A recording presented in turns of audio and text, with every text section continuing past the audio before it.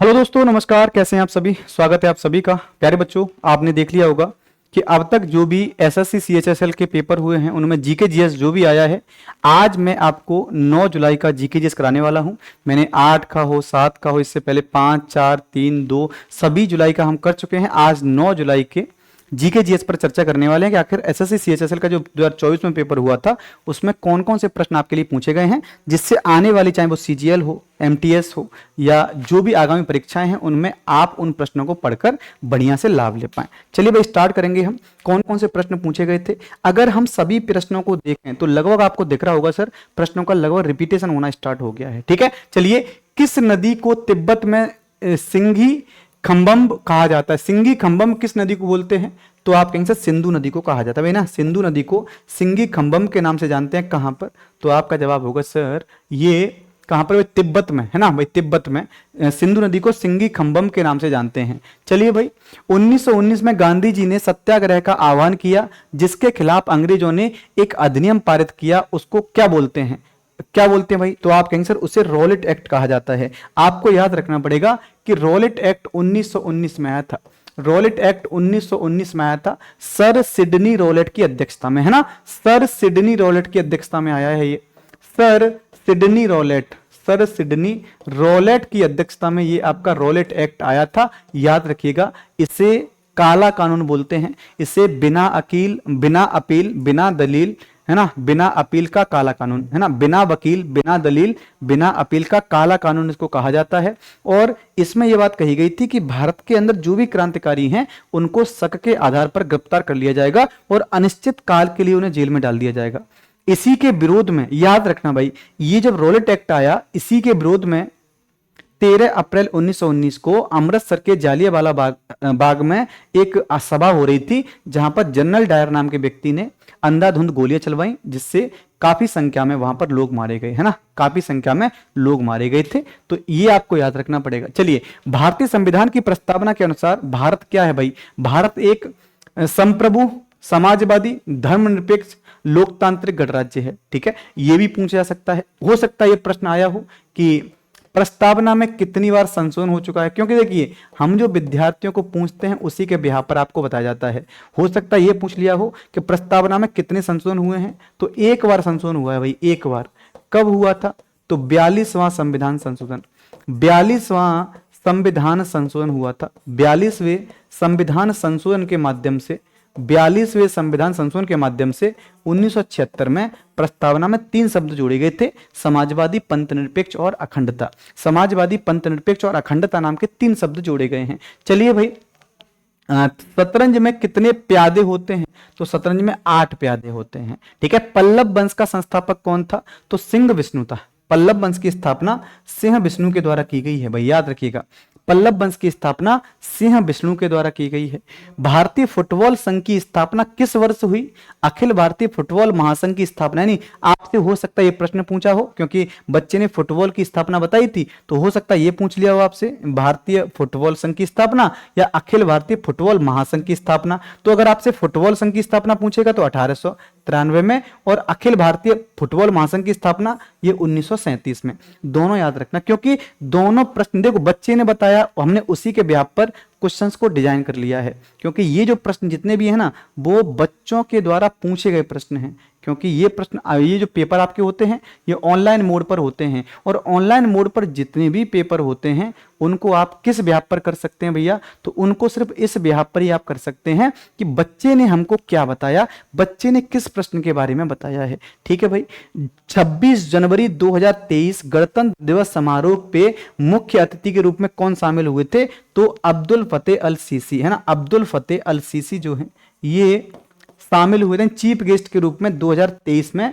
ये आमंत्रित किए गए थे, है ना, चीफ गेस्ट 2023 में आमंत्रित थे 26 जनवरी के दिन। हमारे देश की एक परंपरा रही है कि जब भी हमारे देश में 26 जनवरी या 15 अगस्त होता है, स्वतंत्रता दिवस या गणतंत्र दिवस मनाया जाता है, तो हम बाहरी जो मुख्य अतिथि होते हैं, दूसरे देशों के होते हैं, जो हमारे मित्र राष्ट्र हैं, उनको हम इनवाइट करते हैं, और इनवाइट करके हम देश की स्वतंत्रता और गणतंत्र के बारे में उनको बताते हैं। तो ये हमारी एक परंपरा रही है। ठीक है भाई, और कौन से प्रश्न आपसे पूछे गए हैं? तो हमारे संविधान में न्यायिक समीक्षा की धारणा किस देश से ली गई है? तो न्यायिक समीक्षा ये यूएसए की देन है।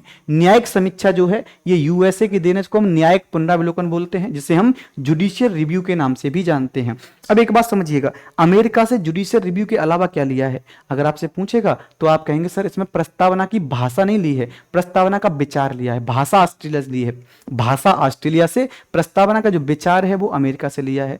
न्यायिक पुनरावलोकन अमेरिका से लिया है, मूल अधिकार अमेरिका से लिया है, राष्ट्रपति पर महाभियोग अमेरिका से लिया है, उपराष्ट्रपति का पद अमेरिका से लिया है। तो ये सभी चीजें हमने अमेरिकी संविधान से ग्रहण की हैं भाई। भारत की 2011 की जनगणना के अनुसार राजकीय 10 की वृद्धि दर कितनी थी?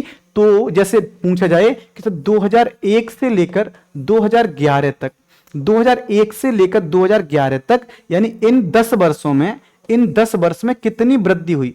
इन 10 वर्षों में, ये जो 10 वर्ष थे इनमें कितनी वृद्धि दर्ज की गई? तो आप कहेंगे सर 17.7%, 17.7% की वृद्धि दर्ज की गई थी मेरे भाई, याद रखो आप लोग। ठीक है, अगला पूछा गया है आपसे कि अगर मान लो ये पूछा जाता है आपसे, पूछा गया है 2011 की जनगणना के अनुसार भारत का लिंगानुपात, तो भाई लिंगानुपात जो है ये हो जाएगा 943। लिंगानुपात कितना है? 943 है, ये भारत का लिंगानुपात है। लिंगानुपात होता क्या है? तो 1000 पुरुषों पर महिलाओं की संख्या जितनी भी होगी उसको हम लिंगानुपात के रूप में जानते हैं। 1000 पुरुषों पर जितनी संख्या महिलाओं की होती है उसको हम लिंगानुपात के रूप में जानते हैं। महेंद्र सिंह धोनी को पद्मश्री से कब सम्मानित किया गया? तो वर्ष 2009 में महेंद्र सिंह धोनी को पद्मश्री मिला है। ठीक है, पद्मश्री अवार्ड 2009 में महेंद्र सिंह धोनी को दिया गया था। कथन के रूप में हरित क्रांति से संबंधित, देखो हरित क्रांति से संबंधित प्रश्न पूछा गया है, तो हरित क्रांति से प्रश्न कौन सा हो सकता था? जानिए, आपसे पूछ सकता है कि हरित क्रांति के जनक कौन माने जाते हैं? जनक कौन माने जाते हैं? तो जनक के रूप में हो सकता है कि आपसे वैश्विक जनक पूछे तो नॉर्मन बोरलॉग हैं, नॉर्मन बोरलॉग हो जाएंगे भाई। नॉर्मन बोरलॉग जो है ये वैश्विक जनक पूछे जा सकते हैं। अगर आपसे पूछे कि भारत के अंदर पूछ ले तब, अगर भारत के अंदर पूछ लेगा तब कौन हो जाएंगे? तो एम.एस. स्वामीनाथन हो जाएंगे भाई, एम.एस. स्वामीनाथन हो जाएंगे भैया, एम.एस. स्वामीनाथन आपके हो जाएंगे। ये किससे संबंधित थी हरित क्रांति? तो इसका संबंध जो है बच्चे, हरित क्रांति का संबंध जो है ये किससे हो जाएगा? तो ये खाद्यान्न उत्पादन से थी, खाद्यान्न उत्पादन से संबंधित थी, खाद्यान्न उत्पादन से संबंधित हो जाएगी। ठीक है, आपसे पूछा गया है कर्नाटक संगीत के बारे में, हो सकता है कर्नाटक संगीत से प्रश्न हो सकता है कर्नाटक का लोक नृत्य पूछ लिया हो। लोक नृत्य कर्नाटक का क्या, अगर लोक नृत्य पूछेगा तो भैया यक्षगान हो जाता है ना, यक्षगान यहाँ का लोक नृत्य है भैया, यक्षगान है। ठीक है, चलिए ऑयल इंडिया के एक प्रश्न किससे था? ऑयल इंडिया से था, तो ऑयल इंडिया से प्रश्न क्या हो सकता था? ये जानकारी नहीं हो सकती है। आईपीएस रश्मि शुक्ला किसकी महानिदेशक बनी है? तो एसएसबी की थी, है ना। किसकी महानिदेशक थी? तो सशस्त्र सीमा बल की थी। जो आईपीएस रश्मि शुक्ला थी ये किसकी महानिदेशक थी? तो एसएसबी की महानिदेशक थी भाई। चलिए भाई अगले प्रश्न को देखते हैं, और प्रश्न क्या पूछे गए हैं आपसे, और प्रश्न पूछे गए हैं बहमनी साम्राज्य की स्थापना किसने की थी? तो बहमनी साम्राज्य की स्थापना अलाउद्दीन बहमन शाह ने 1347 में की है। 1347 ईस्वी में अलाउद्दीन बहमन शाह के द्वारा की गई थी, अलाउद्दीन बहमन शाह के द्वारा इसकी स्थापना की गई है। नीति आयोग के वर्तमान में सीईओ कौन है भैया?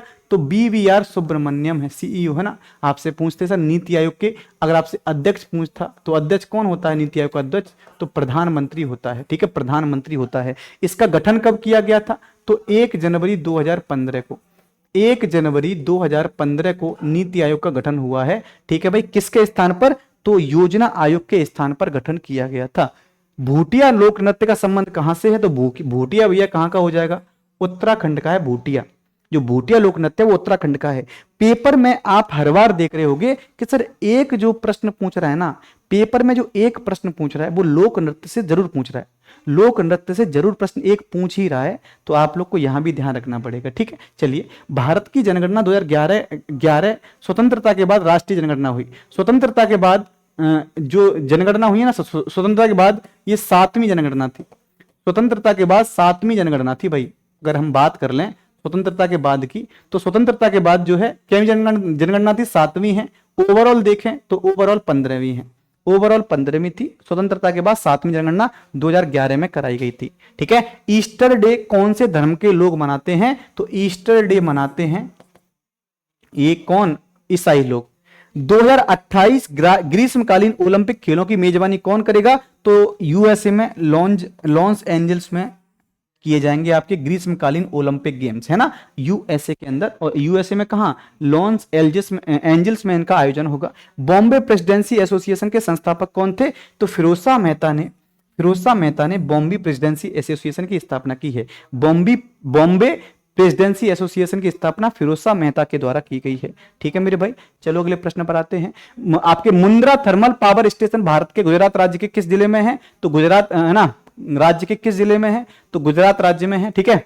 क्रिकेट में वाइड बॉल से एक प्रश्न पूछा गया था, है ना, क्रिकेट में वाइड बॉल से, यानी हो सकता है कि क्रिकेट की शब्दावली से प्रश्न पूछ लिया हो सकता है क्रिकेट के अंदर शब्दावली से प्रश्न पूछ लिया हो। तो शब्दावली में वाइड बॉल होती है, लेग बॉल होती है ना, स्पिन होती है, लेग स्पिन, ऑफ स्पिन, है ना, इसके अलावा नो बॉल होती है। इसके अलावा आपका कई जो शब्दावली हैं, तो शब्दावली से प्रश्न आता है तो शब्दावली से आप एक बार ध्यान रखिए, आप लोग पढ़ सकते हैं शब्दावली को।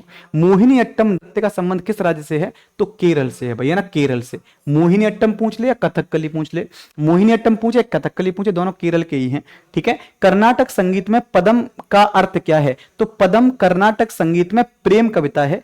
पदम की गति धीमी और अर्थ गंभीर होता है और इसे आमतौर पर रूपक के रूप में माना जाता है। अनुच्छेद 15 का संबंध किससे है भाई? तो अनुच्छेद 15 में कहा गया है धर्म, मूलवंश, जाति, लिंग, रंग, जन्मस्थान के आधार पर भेदभाव का प्रतिषेध है। यानी हमारे यहाँ किसी प्रकार का कोई भी भेदभाव माना नहीं जाएगा, किसी प्रकार के सब भेदभावों की हमारे यहाँ समाप्ति की गई है। ठीक है।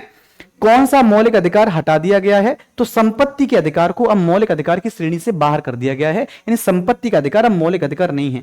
पहले यह मौलिक अधिकार के रूप में आर्टिकल 19 फर्स्ट एफ में था और आर्टिकल किस में था मेरे भाई? आर्टिकल आपके 31 में था। अब इसको हटा दिया गया है 44वें संविधान संशोधन के द्वारा।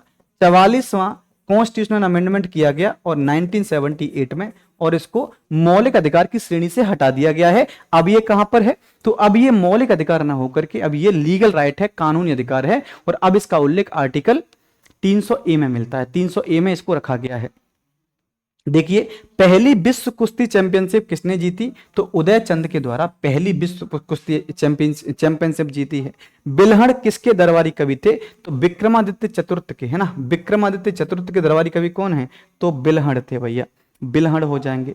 अगले प्रश्न को देखो बच्चे लोग, अगला प्रश्न क्या है? प्रश्न है बीसीसीआई की स्थापना किस वर्ष हुई थी? 1928 में। बीसीसीआई की स्थापना 1928 में हुई है। राष्ट्रीय जलीय मार्ग से संबंधित प्रश्न है, हो सकता है पहला जलमार्ग पूछ लिया हो। अगर आपसे पहला जलमार्ग पूछता तो आपका नेशनल वाटरवे जो है, नेशनल वाटरवे जो फर्स्ट है वो कहां पर है भाई? तो आप कहेंगे सर ये तो गुजरात, कहां से? इलाहाबाद से हल्दिया तक जाता है ना, है ना, गंगा और हुगली में है पहला वाटरवे। तो ये ऐसे प्रश्न हमेशा विकल्प पे डिपेंड करते हैं। ठीक है। चलिए, तो आपसे पूछा गया सर चिल्का झील से संबंधित प्रश्न, हो सकता है पूछ लिया हो। भारत की सबसे बड़ी खारे पानी की झील पूछ लिया हो, भारत की सबसे बड़ी खारे पानी की झील, सबसे बड़ी खारे पानी की पूछ सकता है, हो सकता है ये पूछ लिया हो चिल्का झील कहां पर है। हरित क्रांति से प्रश्न पूछ लिया है भाई। ठीक है। चलिए, भारत का पहला कार्बन न्यूट्रल हवाई अड्डा कौन सा है? तो लेह हवाई अड्डा, ये लद्दाख के अंदर पड़ेगा, है ना, लद्दाख के अंदर लेह हवाई अड्डा, ये पहला कार्बन न्यूट्रल हवाई अड्डा है। भारत का पहला कार्बन न्यूट्रल हवाई अड्डा यही हो जाएगा मेरे भाई। चलिए, रऊफ लोक नृत्य का संबंध किससे है? तो जम्मू कश्मीर का लोक नृत्य कौन सा? रऊफ है। भारत की जनसंख्या विश्व की कुल जनसंख्या का कितना परसेंट है? तो 17.7%, 17.7% हो जाएगा। ठीक है मेरे भाई। मौलिक अधिकार किस अनुच्छेद में है? मौलिक अधिकार अमेरिका से लिए गए हैं, भारतीय संविधान के भाग 3 के आर्टिकल 12 से 35 में है। भाग 3 के आर्टिकल 12 से 35 में हमें मौलिक अधिकारों का समावेश मिल जाएगा। ठीक है। फुटबॉल मैदान की लंबाई कितनी होती है? तो अंतरराष्ट्रीय मैचों के लिए पिच की लंबाई 100 से 110 मीटर होती है। और आपको बता दूं, अंतरराष्ट्रीय मैचों के लिए अगर आपसे पूछे, अंतरराष्ट्रीय मैचों के लिए पिच की लंबाई 100 से 110 मीटर होती है ना, 100 से 110 मीटर। और जो गैर अंतरराष्ट्रीय होते हैं उनकी लंबाई 91 से 120 मीटर होती है। तो दोनों में अंतर है, ये विकल्प पे डिपेंड किया होगा। अगर आपके विकल्प में ऐसा कुछ पूछा होगा तो आप लोग जरूर इसका आंसर कर सकते थे, है ना, जरूर आप लोग इसका आंसर कर सकते थे। अगला देख लेते, अगले और प्रश्न क्या पूछे गए हैं। किस मुगल बादशाह ने रामायण और महाभारत को फारसी में अनुवाद करवाया था? तो अकबर ने, है ना, अकबर ने। इसी अकबर के समय पर हुमायूं नामा की रचना भी की गई है। इसी अकबर के समय पर हुमायूं नामा की रचना की गई थी। किसने लिखा? गुलबदन बेगम ने लिखा है।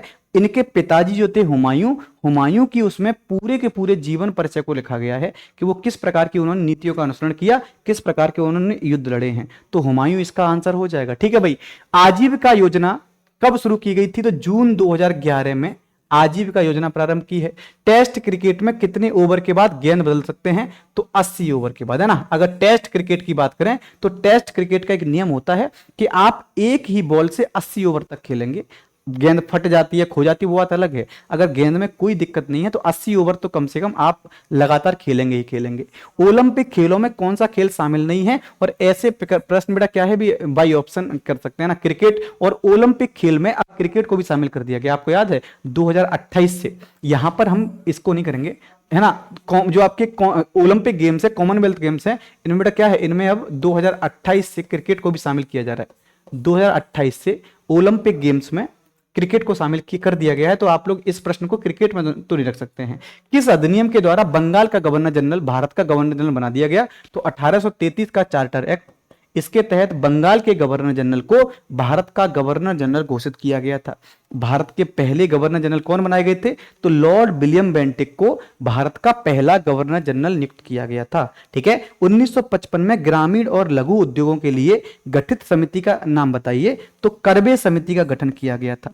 वेगा नृत्य किस राज्य से सम्मिलित है? तो मध्य प्रदेश के अंदर वेगा नृत्य का आयोजन किया जाता है। तो प्यारे बच्चों, ये सभी प्रश्न ऐसे हैं जो 9 जुलाई को पूछे गए प्रश्न हैं, है ना। अगर आप एसएससी के किसी भी एग्जाम की तैयारी कर रहे हैं तो आप लोग इन प्रश्न को पढ़कर सहायता प्राप्त कर सकते हैं, हेल्प ले सकते हैं। अब मैं आपको बताता हूं कि अगर आप लोग एसएससी एमटीएस या हवलदार की तैयारी कर रहे हो ना, अगर आप लोग एसएससी एमटीएस या हवलदार, एसएससी एमटीएस या हवलदार की तैयारी कर रहे हो तो आप लोग क्या कर सकते हो बच्चे, आप लोग हमारे साथ ज्वाइन करिए। और ज्वाइन करने के बाद आपको क्या क्या मिलेगा? एक शानदार सा बैच मिलेगा मात्र 499 रुपए में, मात्र 499 फीस में। ये बैच को ज्वाइन कर लीजिएगा। इसमें लाइव और रिकॉर्डेड क्लास आपको मिलने वाली है ना। 10 ऑनलाइन मॉक टेस्ट आपको मिलेंगे, 10 प्रैक्टिस टेस्ट आपको मिलने वाले हैं। जितने पीवाईक्यू अब तक एसएससी एमटीएस में पूछे गए हैं, हम आपको सभी पीवाईक्यू भी कराएंगे। ठीक है। तो ये क्लास अगर आपको बहुत अच्छी लगी हो तो हमारे चैनल को सब्सक्राइब करिएगा और ज़्यादा से ज़्यादा लोगों के पास शेयर करिएगा। और इस क्लास की पीडीएफ पाने के लिए हमारा Telegram channel SSG Gurukul officer जरूर ज्वाइन कीजिएगा। थैंक यू सो मच, बहुत बहुत धन्यवाद।